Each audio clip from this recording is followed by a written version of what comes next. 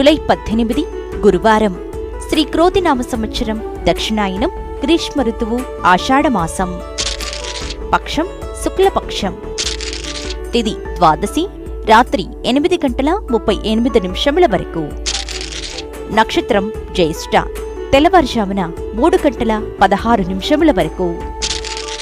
అమృత ఘడియలు సాయంత్రం 6:32 నుండి రాత్రి 8:09 వరకు. రాహుకాలం మధ్యాహ్నం 1:59 నుండి 3:36 వరకు. యమగండం తెల్లవారుజామున 5:54 నుండి 7:31 వరకు.